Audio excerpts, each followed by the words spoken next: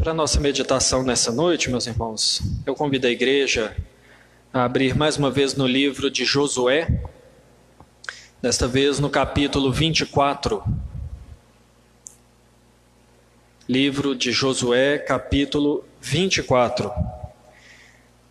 A mensagem desta noite, a meditação nesse capítulo, não é aleatória, ainda que nós não estejamos fazendo uma série em Josué, mas a nossa intenção é que a partir do próximo domingo nós comecemos a exposição do livro de Juízes. E o livro de Josué, ele é o contexto anterior àquilo que nós vemos em Juízes. Claro que separado por algumas décadas, mas na narrativa bíblica é aquilo que vem logo a seguir.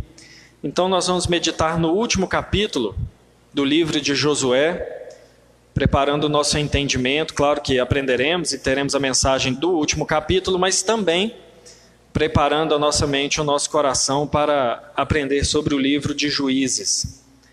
Josué, capítulo 24, nós leremos todo o capítulo, assim como na semana passada, não será um pequeno trecho do livro, Eu já até preguei no capítulo 24, mas apenas nos versículos 14 a 16, mas dessa vez pegaremos um texto maior, mas para aprender sobre a mensagem do Senhor em todo esse capítulo. Josué, capítulo 24. Os irmãos podem permanecer assentados, eu farei a leitura e desejo que os irmãos acompanhem comigo com muita atenção. Depois reuniu Josué todas as tribos de Israel em Siquém e chamou os anciãos de Israel, os seus cabeças, os seus juízes e os seus oficiais. E eles se apresentaram diante de Deus. Então Josué disse a todo o povo: Assim diz o Senhor, Deus de Israel: Antigamente vossos pais, Terá, pai de Abraão e de Naor, habitaram da além do Eufrates e serviram a outros deuses. Eu, porém, tomei Abraão, vosso pai, da além do rio, e o fiz percorrer toda a terra de Canaã. Também lhe multipliquei a descendência e lhe dei Isaque. A Isaque dei Jacó e Esaú, e a Esaú dei em possessão as montanhas de Seir. Porém, Jacó e seus filhos desceram para o Egito. Então enviei Moisés e Arão, e feri o Egito com o que fiz no meio dele, e depois vos tirei de lá. Tirando eu vossos pais do Egito, viestes ao mar. Os egípcios perseguiram vossos pais, com carros e com cavaleiros, até o mar vermelho. E clamando vossos pais, o Senhor pôs escuridão entre vós e os egípcios, e trouxe o mar sobre estes, e o mar os cobriu. E os vossos olhos viram o que eu fiz no Egito. Então habitaste no deserto por muito tempo. Daí eu vos trouxe à terra dos amorreus, que habitavam da além do Jordão, os quais pelejaram contra vós outros. Porém, os entreguei nas vossas mãos, e possuístes a sua terra, e os destruí diante de vós. Levantou-se também o rei de Moabe, Balaque, filho de Zippor, e pelejou contra Israel. Mandou chamar Balaão, filho de Beor, para que vos amaldiçoasse. Porém, eu não quis ouvir Balaão, e ele teve de vos abençoar, e assim vos livrei da sua mão. Passando vós o Jordão e vindo a Jericó, os habitantes de Jericó pelejaram contra vós outros, e também os amorreus, os ferezeus, os cananeus, os heteus, os girgazeus, os heveus e os jebuseus. Porém, os entreguei nas vossas mãos. Enviei vespões adiante de vós, que os expulsaram da vossa presença, bem como os 2 reis dos amorreus, e isso não com a tua espada, nem com o teu arco. Dei-vos a terra em que não trabalhastes, e cidades que não edificastes, e habitais nelas. Comeis das vinhas e dos olivais que não plantastes. Agora, pois, temei ao Senhor, e servi-o com integridade e com fidelidade. Deitai fora os deuses aos quais serviram vossos pais da além do Eufrates e no Egito, e servi ao Senhor. Porém, se vos parece mal servir ao Senhor, escolhei hoje a quem servais. Se aos deuses a quem serviram vossos pais, que estavam da além do Eufrates, ou aos deuses dos amorreus, em cuja terra habitais. Eu e a minha casa serviremos ao Senhor. Então respondeu o povo e disse: longe de nós o abandonarmos o Senhor, para servirmos a outros deuses. Porque o Senhor é nosso Deus. Ele é quem nos fez subir, a nós e a nossos pais, da terra do Egito e da casa da servidão. Quem fez estes grandes sinais aos nossos olhos e nos guardou por todo o caminho em que andamos e entre todos os povos pelo meio dos quais passamos. O Senhor expulsou de diante de nós todas essas gentes, até o amorreu, morador da terra. Portanto, nós também serviremos ao Senhor, pois Ele é o nosso Deus. Então Josué disse ao povo: não podereis servir ao Senhor, porquanto é Deus santo, Deus zeloso, que não perdoará a vossa transgressão nem os vossos pecados. Se deixardes o Senhor e servistes a deuses estranhos, então se voltará e vos fará mal, e vos consumirá, depois de vos ter feito bem. Então disse o povo a Josué: não, antes serviremos ao Senhor. Josué disse ao povo: sois testemunhas contra vós mesmos de que escolhestes o Senhor para o servir. E disseram: nós o somos. Agora, pois, deitai fora os deuses estranhos que há no meio de vós, e inclinai o coração ao Senhor, Deus de Israel. Disse o povo a Josué: ao Senhor nosso Deus serviremos, e obedeceremos à sua voz. Assim, naquele dia, fez Josué aliança com o povo, e lhe a pôs por estatuto e direito em Siquém. Josué escreveu estas palavras no livro da lei de Deus. Tomou uma grande pedra e a erigiu ali debaixo do carvalho que estava em lugar santo do Senhor. Disse Josué a todo o povo: eis que esta pedra nos será testemunha, pois ouviu todas as palavras que o Senhor nos tem dito. Portanto, será testemunha contra vós outros, para que não mintais a vosso Deus. Então Josué despediu o povo, cada um para a sua herança. Depois dessas coisas, sucedeu que Josué, filho de Num, servo do Senhor, faleceu, com a idade de 110 anos. Sepultaram-no na sua própria herança, em Timnat-Sera, que está na região montanhosa de Efraim, para o norte do monte Gaás. Serviu, pois, Israel ao Senhor todos os dias de Josué e todos os dias dos anciãos que ainda sobreviveram por muito tempo depois de Josué e que sabiam todas as obras feitas pelo Senhor a Israel. Os ossos de José, que os filhos de Israel trouxeram do Egito, enterraram-nos em Siquém, naquela parte do campo que Jacó comprara aos filhos de Amor, pai de Siquém, por 100 peças de prata, e que veio a ser herança dos filhos de José. Faleceu também Eleazar, filho de Arão, e o sepultaram em Gibeá, pertencente a Finéias, seu filho, a qual lhe fora dada na região montanhosa de Efraim. Vamos orar mais uma vez, irmãos? Senhor, nós nos colocamos diante do Senhor, humildemente, ó Pai, pedindo para que o Teu Espírito Santo fale ao nosso coração. A Tua palavra é maravilhosa e ela nos mostra a ação do Senhor na história, igualmente maravilhosa, com propósitos também maravilhosos aos nossos olhos. Mas, Senhor, se o Teu Espírito Santo não nos iluminar o coração e a mente, nós não compreenderemos o que o Senhor quer falar conosco, o que o Senhor quer nos ensinar, o que o Senhor quer de nós. Nós desejamos, ó Pai, nessa noite aprender muito mais do que história, muito mais do que ter conhecimento bíblico. Nós desejamos conhecer todo o conselho de Deus. Desejamos conhecer a Tua vontade e assim conhecer mais ao Senhor. Nós confiamos no Teu Espírito Santo, que nos conduz em sabedoria. Assim nós oramos, ó Deus, em nome de Jesus. Amém. Irmãos, há uns anos atrás eu ouvi uma frase, depois descobri de quem era a frase, um filósofo do século XVIII, que dizia assim que um povo que esquece a sua história está condenado a repeti-la. Um povo que esquece a sua história está condenado a repeti-la. E eu vi essa frase num documentário sobre aborto.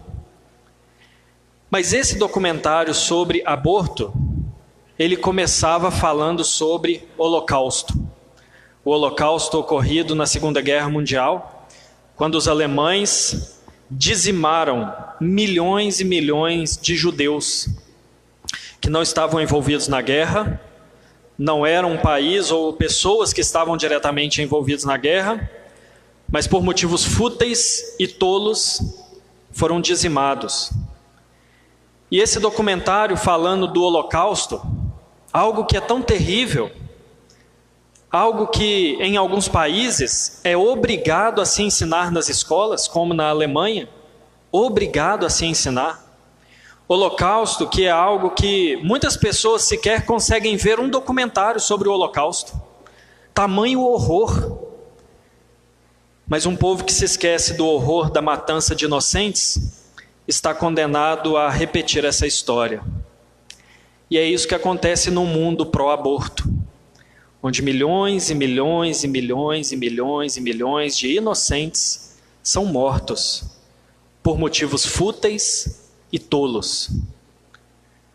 É claro que Edmund Burke, que disse essa frase, ele está falando de um conceito, de um contexto sociopolítico ou econômico, mas essa frase ela é igualmente verdadeira para o homem quando ele observa a sua própria vida espiritual.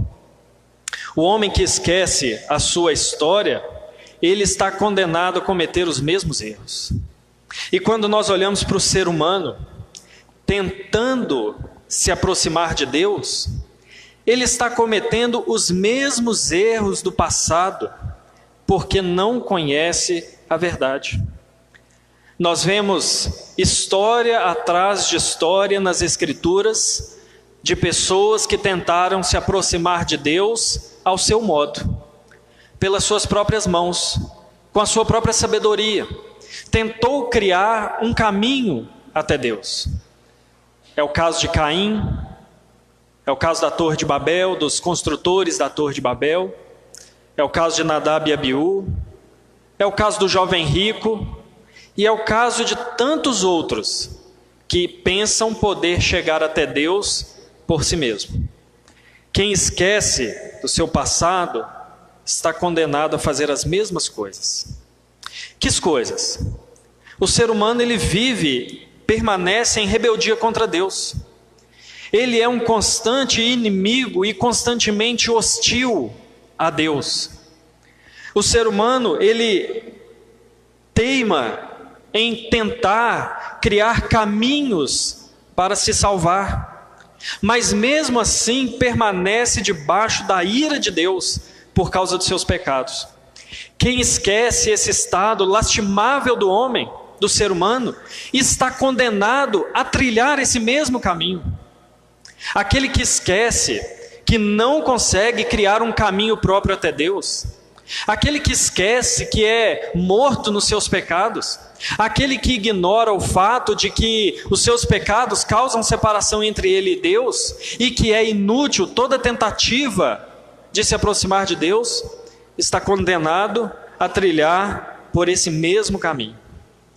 E algo que não se pode esquecer é que a solução para o pecado e as suas consequências, ou seja, a separação do homem com Deus e por fim a condenação eterna, a solução para essas coisas não vem do homem, nunca veio do homem, mas só vem de Deus. Não se pode esquecer que tudo que o homem pode desfrutar enquanto bênção espiritual, por estar em comunhão com Deus, provém de Deus e não dele mesmo. Nada vem do homem, tudo vem de Deus. E o grande problema é que os homens ignoram isso, esquecem isso. Algo que não pode ser esquecido, algo que não pode ser ignorado. Quando eu falo de esquecer, eu não estou falando de um problema de memória, e nem de um problema de ignorância, mas de um problema de rebeldia. É o que Paulo fala em Romanos capítulo 1, que o homem suprime a verdade por causa da injustiça. Deixando a sabedoria de Deus, ele se faz insensato e se faz tolo por ignorar aquilo que o homem é. Meus irmãos, quando nós encaramos o livro de Josué, uma extensa narrativa que vai nos contar desde antes do povo atravessar o Jordão e a travessia, até o período no qual eles dominaram as suas heranças e já estão estabelecidos na terra. Quando nós vemos esse livro que, apesar de não fazer parte do Pentateuco, porque não é de autoria de Moisés e nem é classificado como livro da lei, mas está em uma relação íntima com o Pentateuco, porque Josué nada mais é do que a narrativa das promessas de Deus feitas no Pentateuco sendo cumpridas. Ainda que não seja parte do Pentateuco, esse livro nos mostra o poder de Deus em ser fiel ao seu próprio passado. O que eu quero dizer com isso é que em Josué nós vemos Deus demonstrando que aquilo que ele prometeu, ele cumpriu, mas não por acaso, não apenas para virar história, mas para chamar o povo a uma atitude correta diante do Senhor, também olhando o seu passado. Esse livro nós não sabemos ao certo quem escreveu e quando escreveu, mas certamente foi num período em que o povo de Israel precisava ser lembrado da aliança que eles tinham com Deus. E muito mais do que isso, eles precisavam ser lembrados da fidelidade de Deus a essa aliança. Dentro desse contexto, esse texto específico que nós lemos, o capítulo 24, ele funciona nesse propósito de chamar o povo à aliança, lembrando ao povo o que Deus fez por eles, para que eles assumissem um compromisso de servir ao Senhor de maneira integral. Meus irmãos, agora, o que Josué faz para chamar o povo à fidelidade e à obediência ao Senhor? Josué vai conduzindo o povo em uma aliança, em um entendimento da aliança, que passam por alguns lugares, alguns aspectos que falavam muito a história do povo de Israel. O que Josué faz é fazer o povo olhar para o passado, para ser fiel ao Senhor. Uma analogia que nos ajuda muito é quando um casamento está em crise, e é um casamento de pessoas piedosas, fiéis ao Senhor. E muitas vezes o que sustenta ou ajuda a atravessar a crise é olhar para a aliança, é olhar para o compromisso, é olhar para o passado, para aquilo que foi feito, jurado, prometido, para que esse passado fortaleça o compromisso no presente.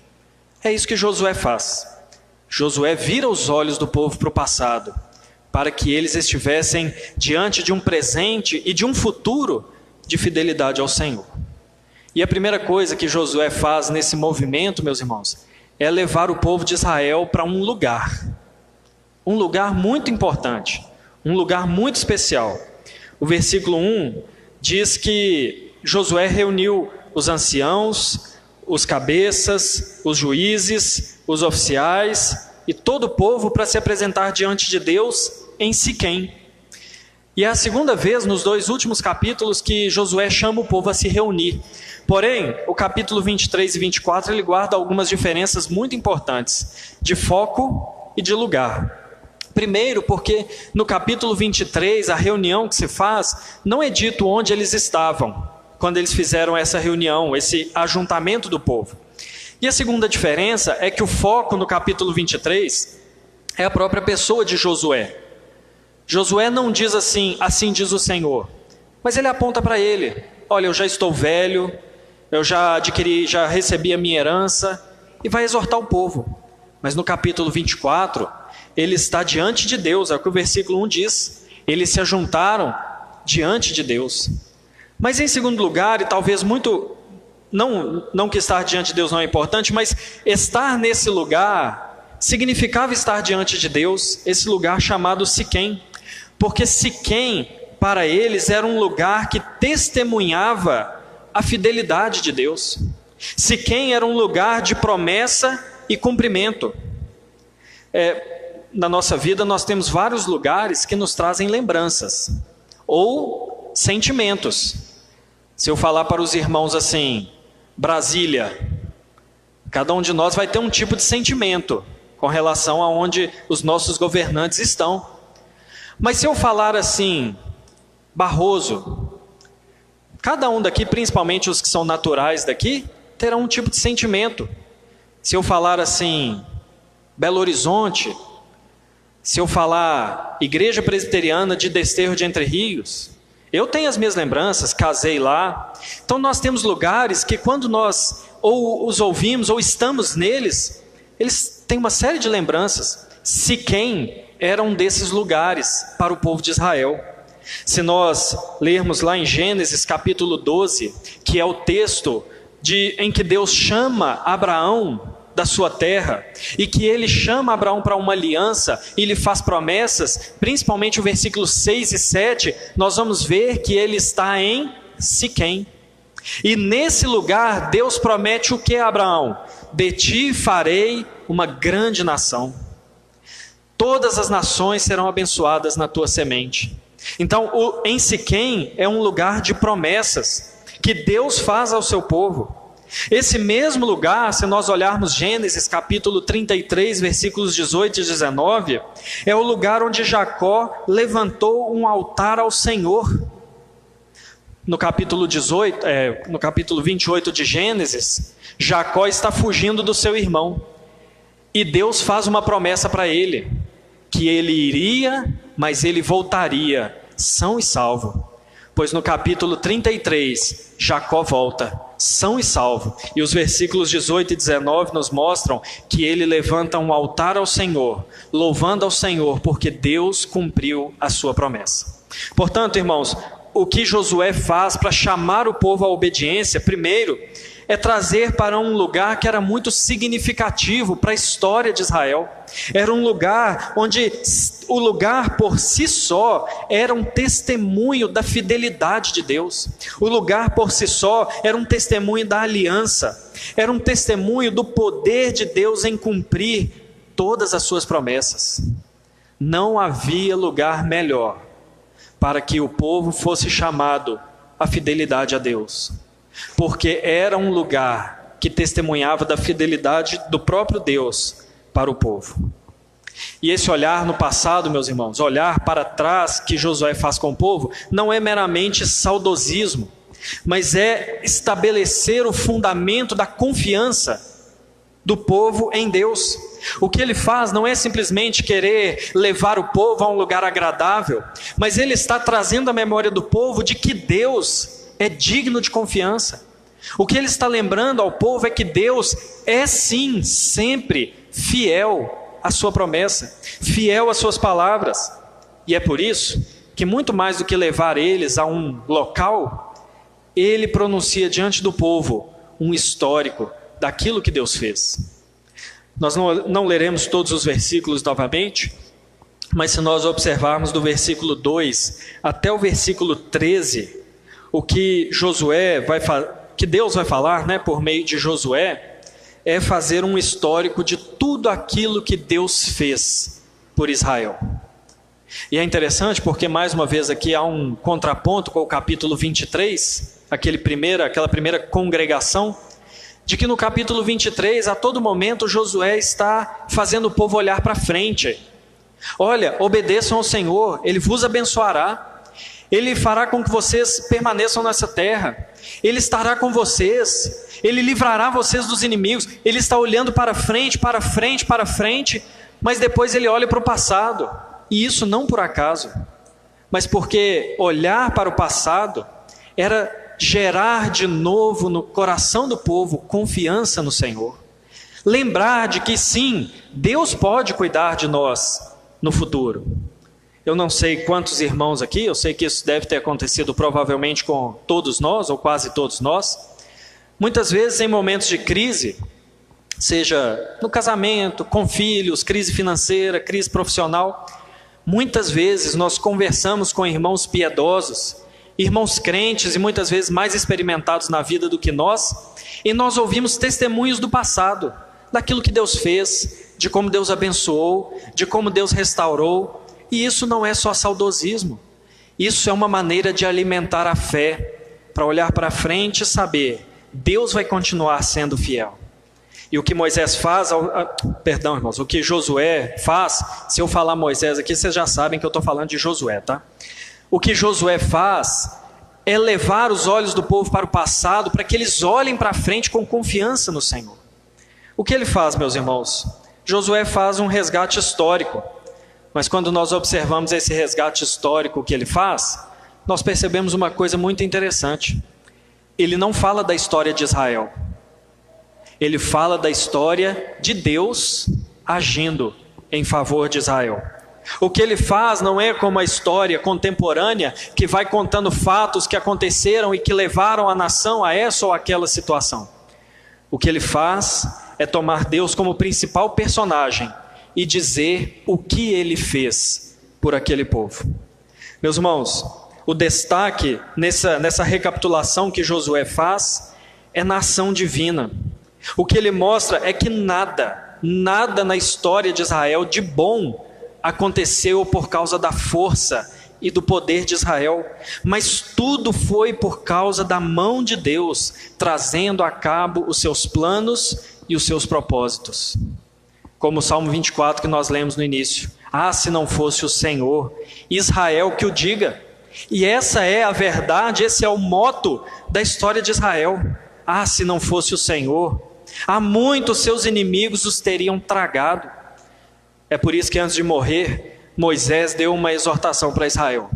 Nunca diga no seu coração, a minha força e o meu braço conquistaram-me todas essas coisas.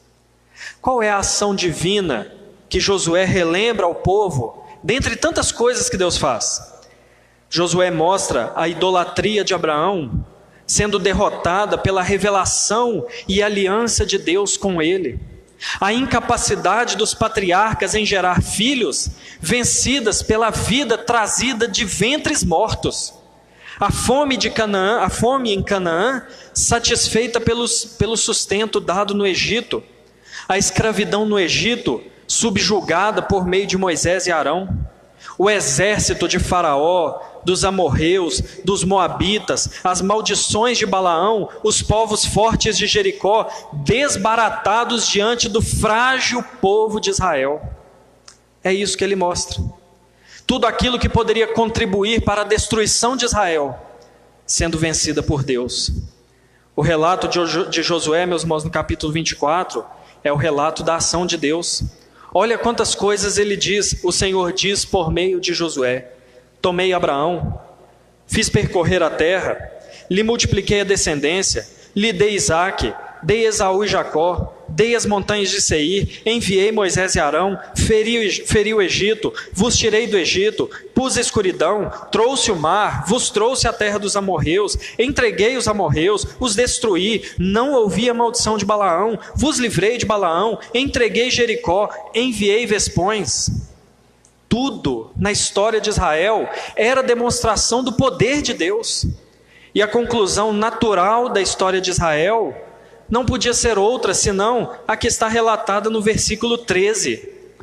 Dei-vos a terra em que não trabalhastes, e cidades que não edificastes, e habitais nela. Comeis das vinhas e dos olivais que não plantastes. A história de Israel é desfrutar de coisas que não vieram pela sua própria força, pelas suas próprias mãos, mas pelo braço forte e pela mão estendida do Senhor. De maneira, meus irmãos, que para chamar o povo de Israel à aliança, Josué os leva a um lugar que lembra a fidelidade do Senhor, mas ele também mostra e relembra aquilo que Deus fez. Como Deus foi fiel à sua palavra. E meus irmãos, qual é o propósito de Josué com isso? Obviamente, não é alimentar a curiosidade daqueles que não conheciam a história de Israel. Simplesmente não era para ser registrado como história e deixar esquecido, mas relembrar a aliança tinha o objetivo de chamar o povo a um compromisso. Voltar os corações àquilo que Deus queria deles. E é para esse lugar que Josué agora conduz o povo. Conduziu a um lugar, conduziu a uma lembrança, mas ele conduz agora a um compromisso. E depois de lembrar de todas essas coisas, ele diz o seguinte: agora, pois, temei ao Senhor, e servi-o com integridade e com fidelidade. Irmãos, não há tempo, assim, há tempo, né? Porque a gente tem até amanhã de manhã para ficar aqui. Mas seria muito longa a nossa exposição se eu tratasse dos detalhes que estão do versículo 14 ao versículo 24. Mas o que o escritor de Josué faz aqui é uma estrutura literária que nós chamamos de hebraísmo, que ele vai fazendo afirmações que são paralelas, a primeira com a última, a segunda com a penúltima. Ele vai fazendo essa estrutura para apontar os olhos para um ponto central. Então eu vou colocar algumas afirmações aqui no povo que não está na sequência dos versículos, mas que está mostrando aquilo que era a exortação de Josué e a resposta do povo. Josué diz: agora temei ao Senhor. E esse agora não é um agora de temporal, não é agora nesse dia, nesse mês, mas esse agora de Josué é agora que vocês sabem, agora que vocês lembram que Deus é fiel, sejam fiéis também. E ele vai dizer o que Deus requer do povo. Algumas coisas são exigidas em resposta à aliança. Algumas coisas são exigidas daqueles que conhecem a fidelidade do Senhor. E a primeira coisa que eles são chamados é o temor a Deus e a integridade e a fidelidade, que começa pelo abandono dos outros deuses. Jesus ecoou esse ensino no seu Sermão do Monte, quando ele disse que não se pode servir a dois deuses. Não se pode servir a Deus e as riquezas, mas também não pode servir a Deus e ao trabalho. Não se pode servir a Deus e a outro Deus também. O que é exigido do povo, em primeiro lugar, é a exclusividade de Deus. Eles deveriam servir somente ao Senhor. Na história de Israel haviam muitos deuses pagãos, muitos deuses falsos, mas eles deveriam servir exclusivamente ao Senhor. E a resposta do povo é positiva. Se nós olharmos no versículo 24, nós vamos ver que eles afirmam que serviriam ao Senhor. Mas, meus irmãos, qual é o que aparece aqui no texto, no versículo 24? Qual é o sinal de que o povo concorda com essa singularidade de servir somente a Deus? Por um detalhe muito simples, e que deve nos chamar a atenção também para sermos exclusivos do nosso Deus. Porque o povo diz assim: serviremos e obedeceremos à sua voz. Meus irmãos, qual Deus que Israel serviu que eles ouviram a voz? Nenhum. Porque Deus não fala. Falsos deuses não falam.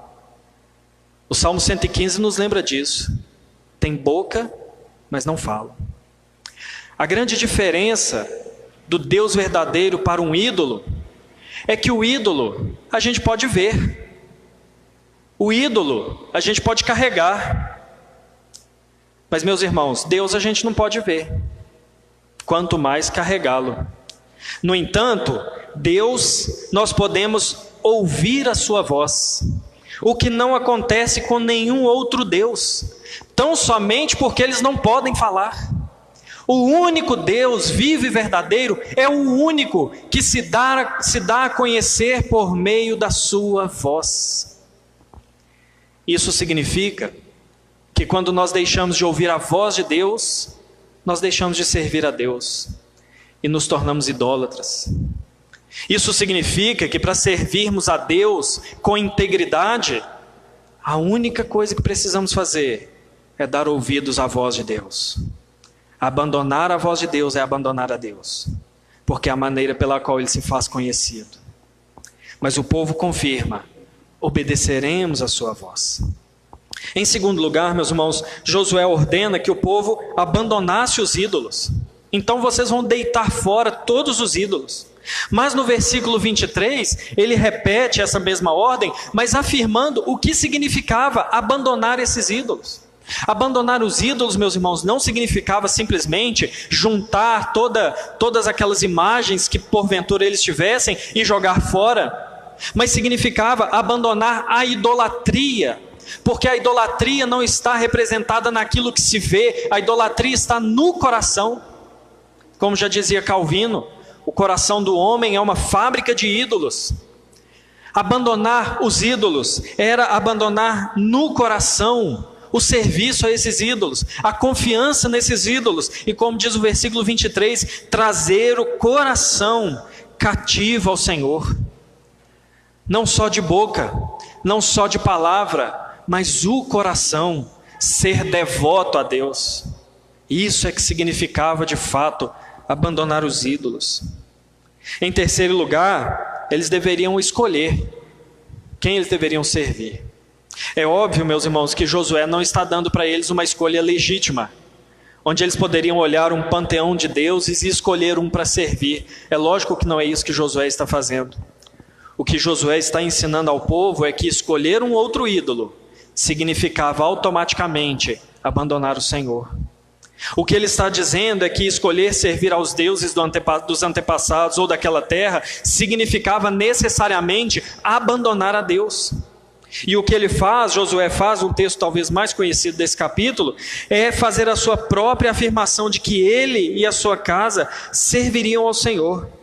Ao que o povo responde: nós também serviremos ao Senhor e não abandonaremos ao Senhor. E meus irmãos, o povo faz isso fazendo ele mesmo uma própria recapitulação daquilo que Deus fez por eles. De modo que Josué responde que eles conheciam a Deus e que se afastar do Senhor significaria o próprio Deus se levantar contra eles e destruí-los. O próprio Deus usaria o poder que ele usou contra os inimigos, contra o seu próprio povo. Agora, onde está o centro desse texto? Onde está a mensagem central ou a informação central que Josué queria apresentar diante dos olhos do povo, para que o povo soubesse muito bem o compromisso que ele está fazendo? O centro desse texto é uma mensagem, de certo modo, perturbadora. Porque Josué diz assim: não podereis servir ao Senhor. Porque Deus é um Deus santo, um Deus zeloso, não perdoará os vossos pecados. O que Josué está dizendo, meus irmãos, não é obviamente que ele está chamando para uma aliança impossível. O que Josué está dizendo é que eles levassem Deus a sério, porque Deus é um Deus zeloso, Deus é um Deus santo. Meus irmãos, nós temos que lembrar disso quando nós fazemos compromissos com Deus. Normalmente, quando eu converso com aqueles pais que querem apresentar os filhos ao batismo, eu deixo muito claro que é melhor não apresentar. É melhor que não se faça um voto de tolo, se não houver disposição em cumprir. Veja bem, eu não estou falando que os votos nós conseguimos cumprir de maneira perfeita. Mas, meus irmãos, é uma coisa muito séria chegarmos na frente do povo de Deus, fazermos compromissos diante de Deus que nós não estamos dispostos a cumprir. É muito sério quando nós nos apresentamos para professar a nossa fé e nós assumimos um compromisso diante de Deus, muitas vezes compromissos que nós não estamos dispostos a cumprir. Sabe por que isso é muito sério? Porque Deus é um Deus zeloso. Deus é um Deus santo, meus irmãos. Se nós não ligamos para a nossa infidelidade aos juramentos, se nós achamos que fazer qualquer compromisso é brincadeira, Deus não acha. Deus não acha. Deus não está brincando. E é isso que Josué está falando com o povo. Vocês não podem servir a Deus. Deus é um Deus santo. Deus é um Deus zeloso. Mas o povo confirma: sim, serviremos ao Senhor.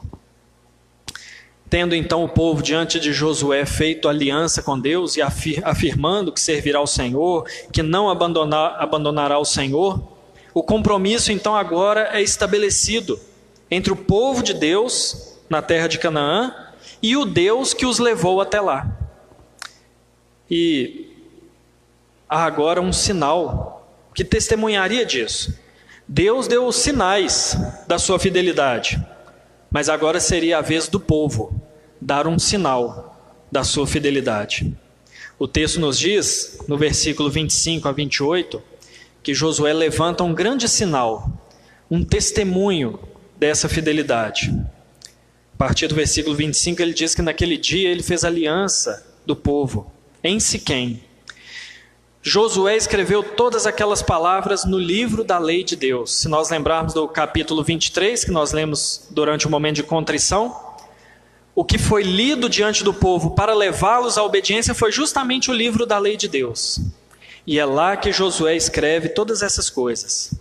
Ele toma uma grande pedra, coloca debaixo de um carvalho, e ali ele faz aliança do povo com Deus. E meus irmãos, é muito interessante e importante para a história de Israel essa questão de ter um totem, de ter uma pedra que servia de lembrança. Se nós olharmos Josué capítulo 4, quando eles estavam atravessando o Jordão, Josué diz que deveriam ser levantadas pedras em lembrança, para que quando os filhos olhassem e perguntassem: que tanto de pedra é esse aí? Os pais dissessem: olha, isso aí foi Deus que abriu o rio Jordão para que nós passássemos. Aquelas 2,5 tribos que tomaram a herança do lado de lá do Jordão, eles ao passarem o Jordão levantaram um altar, pedras, para testemunhar de que eles também eram povo de Deus. Jacó, quando fugia de Labão e Labão foi ao seu encalço, eles levantaram uma pedra e ali fizeram um compromisso de que nenhum dos dois passaria da pedra para fazer mal ao outro. Nós vemos outros momentos em que o povo usou esse testemunho para uma pedra servir de testemunho entre os homens e Deus. E agora uma pedra era testemunha entre Deus e o próprio povo que fez aquele compromisso. Ou seja, aquele compromisso foi sacramentado. E agora tinha uma testemunha, para onde os filhos olhariam e perguntariam: que pedra é aquela? E eles seriam chamados à fidelidade e à aliança do Senhor por causa daquela testemunha. Meus irmãos, Israel seria fiel ou não? É uma incerteza. É uma incerteza que o texto nos dá. A partir do versículo 29, até o final do texto, diz que depois dessas coisas morreu Josué. A partir do versículo... Perdão, irmãos. A partir do versículo 29, essa última perícope eu lerei de novo. Depois dessas coisas, sucedeu que Josué, filho de Num, servo do Senhor, faleceu com a idade de 110 anos. Sepultaram na sua própria herança, em Timnat-Sera, que está na região montanhosa de Efraim, para o norte do monte Gaás. Serviu, pois, Israel ao Senhor todos os dias de Josué e todos os dias dos anciãos que ainda sobreviveram por muito tempo depois de Josué e que sabiam todas as obras feitas pelo Senhor a Israel. Os ossos de José, que os filhos de Israel trouxeram do Egito, enterraram-nos em Siquém, naquela parte do campo que Jacó comprara aos filhos de Amor, pai de Siquém, por 100 peças de prata, e que veio a ser herança dos filhos de José. Faleceu também Eleazar, filho de Arão, e o sepultaram em Gibeá, pertencente a Finéias, seu filho, o qual lhe fora dada a região montanhosa de Efraim. Meus irmãos, esse texto encerra tanto o capítulo 24 do livro de Josué, quanto o próprio livro de Josué. Mas, se nós observarmos esse texto de maneira bem detida, vai ficar uma questão para nós. Esse livro terminou bem ou mal? Essa narrativa que o autor de Josué nos empreende, termina de forma otimista ou termina de forma pessimista? Talvez ela termine das duas formas, dependendo da postura que se tem diante de Deus. Por exemplo, o livro termina falando de morte. Morte de Josué, morte dos anciãos, morte de José, já havia morrido, mas os ossos vindo, morte de Eleazar. É bom ou é ruim o livro terminar falando de morte? Veja bem, se nós nos lembrarmos do livro de Gênesis, o livro de Gênesis usa a expressão "e morreu" como um refrão, como um moto, lembrando dos efeitos do pecado. Depois que o homem pecou, as genealogias terminavam com essa expressão: fulano e morreu. Tantos anos e morreu, e morreu, e morreu. Então, desse ponto de vista, a morte pode ser vista de um ponto de vista negativo. Mas, no entanto, irmãos, se nós nos lembrarmos de Gênesis, capítulo 50, versículos 24 e 25, finalzinho do livro de Gênesis, esse texto relata que José disse aos seus irmãos que ele iria morrer, mas olha o que José diz nesse texto: certamente Deus vos levará daqui. E ele faz os irmãos jurarem que levariam os seus ossos. Ou seja, José professa uma confissão de fé, que ele seria levado para a terra, porque Deus daria aquela terra ao seu povo. Morrer e ser enterrado em Siquém era prova da fidelidade de Deus. Era prova de que Deus tinha cumprido a sua palavra. Como eu falei, o texto fala da morte de Josué também. Isso é positivo ou é negativo? Isso é bom ou é ruim? Bom, existe uma grande diferença entre ser enterrado numa terra comprada ou numa terra da qual se é dono. E em Gênesis diz que próximo a essa mesma localidade foi enterrado Jacó. Aliás, o texto mesmo nos diz que ele foi enterrado, que José foi enterrado numa terra comprada. Não é isso mesmo? José enterraram em Siquém, naquela parte que José comprara de Siquém. No entanto, olha o que diz sobre versículo 30, a morte de Josué. Foi enterrado na sua própria herança. Meus irmãos, esse fato não é por acaso. O que o texto está mostrando é que há uma progressão no cumprimento da palavra de Deus. Jacó precisou comprar a terra, mas ele ouviu de Deus a promessa de que aquela terra seria da sua descendência. E Josué foi enterrado na sua própria herança, porque Deus foi fiel à sua palavra. O livro fala que junto da morte de Josué, houve permanência de Israel na aliança.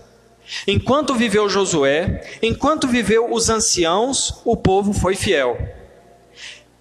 Essa permanência na fidelidade ao Senhor durante a vida de homens mortais é positivo ou é negativo?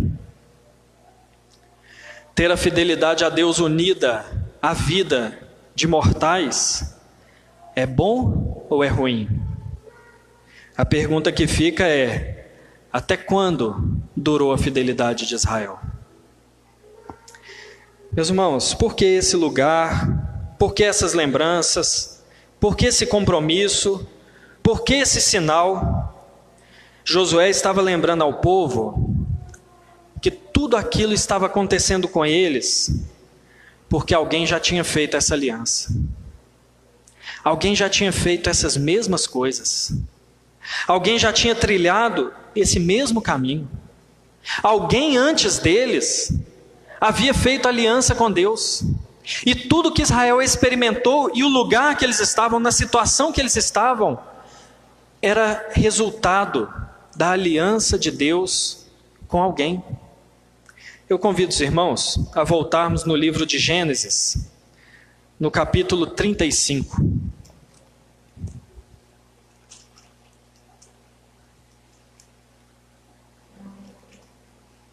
Não era só o lugar de Siquém que era importante, não era só a lembrança, mas Josué está colocando esse povo, e está os colocando numa situação que um patriarca deles havia experimentado. Gênesis 35, a partir do versículo 1, diz assim: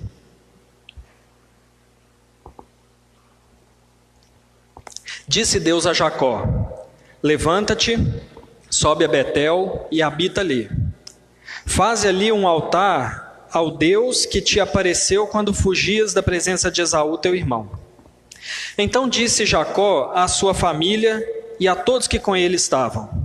Olha o que ele diz: lançai fora os deuses estranhos que há no vosso meio. Purificai e mudai as vossas vestes. Levantemo-nos e subamos a Betel. Farei ali um altar ao Deus que me respondeu no dia da minha angústia e me acompanhou no caminho por onde andei. Então deram a Jacó todos os deuses estrangeiros que tinham em mãos e as argolas que pendiam das orelhas. E Jacó os escondeu onde? Debaixo do carvalho que está junto a Siquém. Meus irmãos, aliás, o versículo 5, se nós continuarmos, vai dizer assim: e tendo eles partido, o terror de Deus invadiu as cidades que lhes eram circunvizinhas, e não perseguiram os filhos de Jacó. Meus irmãos, o que Josué está fazendo aqui com o povo é lembrá-los de que em Siquém, alguém já tinha recapitulado o que Deus havia feito. Olha o que Jacó diz no versículo 3: vamos ao lugar, levantar um altar ao Deus que me respondeu no dia da minha angústia e me acompanhou no caminho que eu andei. Não foi a mesma coisa que Deus fez a Israel? Não foi a mesma coisa que Deus fez contemplando a angústia do povo no Egito, ouvindo o seu clamor e os acompanhando em todo o trajeto, os acompanhando em todo o caminho por onde andaram? A mesma coisa que Deus fez a Jacó, Deus fez ao povo de Israel. Mas não foi só isso que foi semelhante, mas o próprio compromisso, o mesmo compromisso assumido naquele lugar. Porque a mesma coisa que Josué disse ao povo, lançai fora os seus ídolos, é a mesma coisa que Jacó havia feito com a sua família. Lançai fora os ídolos que vocês têm. O compromisso foi o mesmo. E meus irmãos, o sinal, eles estavam debaixo daquele carvalho, que era muito significativo para eles, a ponto do livro de Josué chamar aquele lugar do lugar santo de Deus. Provavelmente não era uma árvore qualquer, mas um lugar designado para alguma adoração ao Senhor. O sinal é feito porque debaixo daquele mesmo carvalho, ele enterra todos os ídolos. E ali fica a pedra também do testemunho, onde estavam os deuses que Jacó e a sua família abandonaram. A pergunta que fica, é se no caso de Jacó, houve a incerteza sobre ser fiel à aliança ou não.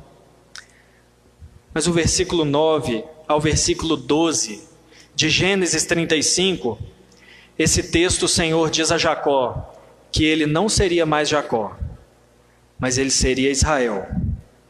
E que aquela terra ele daria à sua descendência, ao povo de Israel. Veja bem, irmãos, Josué não está usando Jacó de exemplo. Não é isso. Josué não está falando para o povo olhar para Jacó e fazer igual a ele.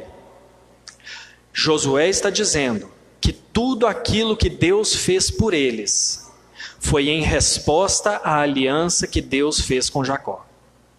Tudo aquilo que Deus fez, levar para aquele lugar, trazer toda aquela lembrança e aquele compromisso, só foram possíveis porque uma aliança anterior foi feita.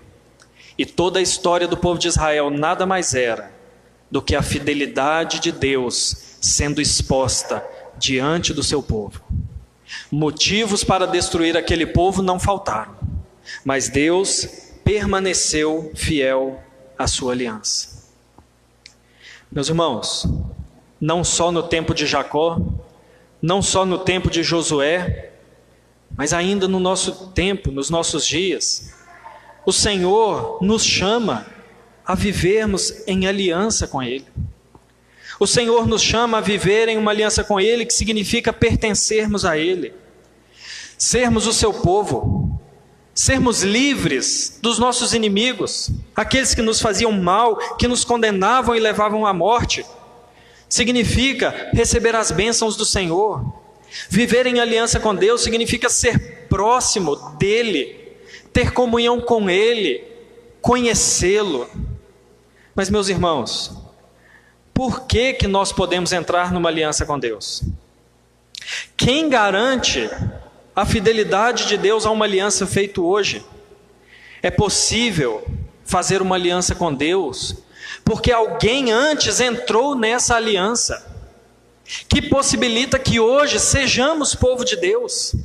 Alguém antes se tornou povo de Deus para que nós hoje pudéssemos ser povo de Deus. E eu não estou falando dos nossos pais, eu não estou falando daquele que pregou para nós, para que nós convertêssemos. Eu estou falando para aquele que fez todo o necessário e recebeu do Pai a promessa de ter um povo. Ele que é o centro da nossa aliança com Deus, o fundamento da nossa aliança, o Senhor Jesus Cristo. Ainda ontem eu estava conversando com um amigo, dizendo que Jesus não veio a esse mundo para servir de exemplo.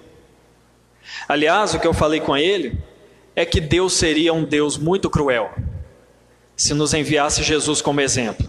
Porque quem de nós tem condição de viver como Jesus? Jesus não é exemplo. Ele é exemplo, né? Mas a sua vida e o seu ministério não foi simplesmente para servir de exemplo. Assim como Jacó não foi só exemplo para Israel. Deus enviou Jesus Cristo para que aquilo que ele fizesse na aliança com o Pai possibilitasse que hoje nós entrássemos em aliança com ele. Porque o fato de pecadores entrarem em aliança com Deus nada mais é do que a demonstração da fidelidade de Deus às suas promessas. Meus irmãos, existe um local para essa aliança. Esse local é o próprio Senhor Jesus Cristo. Esse local que nos lembra da fidelidade de Deus, porque tudo que foi feito para salvação, tudo que era necessário para a salvação foi feito. Era necessário obedecer à lei de Deus de maneira perfeita e Jesus obedeceu. Era necessário ser purificado da culpa do pecado e Jesus pagou a culpa do seu povo. Era necessário um segundo cabeça que nos representasse diante de Deus e Jesus foi esse segundo Adão, ou seja, tudo necessário para a aliança, Cristo cumpriu. É por isso que Ele é o lugar, Ele é o local onde nós devemos ir para ter uma aliança com Deus. E a nossa lembrança, aquilo que nós devemos recapitular nessa aliança com Deus, também está em Cristo. Porque nós vivíamos aterrorizados pelos nossos inimigos. Vivíamos para quem está em Cristo, porque quem ainda não está, vive aterrorizado pelos seus inimigos. O pecado, o diabo, o mundo e, por fim, a morte. Mas em Cristo, o pecado perdeu o seu poder de condenar, porque a condenação necessária Cristo assumiu. O diabo, como diz Colossenses, foi humilhado publicamente, não tendo mais o poder de acusar os crentes. O mundo e o seu sistema pecaminoso não tem mais poder de aprisionar os crentes. E a morte foi tragada, como eu falei semana passada, foi engolida pela ressurreição de Cristo. A nossa lembrança que fundamenta a nossa confiança em Deus, não é lembrança do que Deus fez na nossa vida, ainda que isso seja uma boa lembrança, mas olhar para aquilo que Ele fez por nós em Cristo. Essa é a verdadeira lembrança que nos conduz à fidelidade a Deus e nada mais. Se lembrar daquilo que Jesus fez não nos conduzir a uma vida de compromisso com Deus, nada mais nos conduzirá. E há um compromisso que é exigido de nós. Qual resposta o Senhor quer de nós? Obediência perfeita? Ao contrário, toda obediência que era necessária, Jesus Cristo já cumpriu. Talvez é exigido penitência pelos nossos pecados? Ao contrário, fé em Jesus como aquele que recebeu a penitência, o castigo necessário para que fôssemos restaurados. A resposta que Deus espera do homem não é nenhuma obra humana, mas é fé. Apenas isso. Fé. Confiança em Jesus. A nossa resposta a essa aliança em Cristo é tão somente olharmos para Ele como nosso Salvador e confiarmos. Entendermos que nada mais é necessário para a salvação, além daquilo que Jesus fez por nós. Existe um sinal desse compromisso também. É um sinal que em primeiro momento não é exterior, não é externo, mas existe um sinal de que nós entramos nessa aliança com Deus. E esse sinal não é uma pedra debaixo de uma árvore, nem mesmo esse sinal não é nós pegarmos os nossos antigos deuses e enterrarmos, mas esse sinal é o próprio Deus habitando em nós, por meio do seu Espírito Santo. É isso que Paulo diz em Efésios capítulo 1, versículos 13 e 14. O Espírito Santo é o nosso sinal, é o selo de que nós pertencemos ao Senhor. Então nós temos esse sinal que, de alguma maneira, seguido a isso, nos conduz a um sinal externo. Paulo vai nos lembrar isso em Romanos: se com a tua boca confessares e no seu coração crer que Jesus é o Senhor, serás salvo. Ou seja, o Espírito Santo é em nós um sinal, mas esse sinal nos conduz a uma profissão de fé, a uma confissão de que nós confiamos em Jesus como nosso Salvador. Nós temos esse sinal externo que testifica de que nós pertencemos ao Senhor. E meus irmãos, por fim, há ou não há incerteza? Quanto a Israel, há incerteza. Será que o povo foi fiel ou não foi? Desfrutou das bênçãos ou da maldição? Mas e nós? E nessa aliança que fazemos com Jesus? Ou por meio de Cristo? Há incerteza ou não há? E se nós pecarmos? E se nós falharmos? E se não conseguirmos viver como Jesus? Cairemos da aliança? Deixaremos de receber as bênçãos prometidas? Entraremos de novo no estado de condenação? Meus irmãos, em Cristo não há mais incerteza. É como aquela frase que nós gostamos de falar, e é para gostar mesmo, porque ela é verdadeira. Uma vez salvo, salvo para sempre. Por quê? Porque quando nós fundamentamos o nosso compromisso em homens mortais, com eles morre a nossa segurança. A nossa segurança está enquanto Cristo viver. Se Cristo morrer, morremos com Ele. A diferença é que Ele é maior do que Josué. Josué morreu, foi enterrado e está lá até hoje. De lá sairá no dia da ressurreição. Jesus também morreu, também foi sepultado, mas saiu. E saiu para não morrer mais. Então, quando a nossa confiança está naquele que vive eternamente, não há incerteza. Não há dúvida, não há questionamento quanto à nossa permanência na aliança, porque ela não reside, a segurança não reside em nós, mas reside no Filho de Deus, o Deus eterno. E Deus é fiel a essa aliança. Se Ele diz que salva aquele que crê, Ele salva. Se Ele diz que nós não caímos da sua presença, nós não caímos. Se diz que Ele nos dará a vida eterna, Ele nos dará a vida eterna. E a prova dele é a própria existência da igreja. Nós aqui, igreja do Senhor, somos a prova da fidelidade de Deus. Porque Ele prometeu ao Filho que lhe daria um povo. O Filho cumpriu o seu papel na aliança e Deus cumpriu o seu. E nos deu a Ele como povo. Assim, meus irmãos, o Senhor nos convida a uma aliança com Ele. A pergunta sobre Israel continua: até quando permaneceu a fidelidade de Israel? Isso não é para hoje, nós vamos ver a partir de semana que vem no livro de Juízes. Mas para nós, se estamos em Cristo, a resposta é que a fidelidade permanece.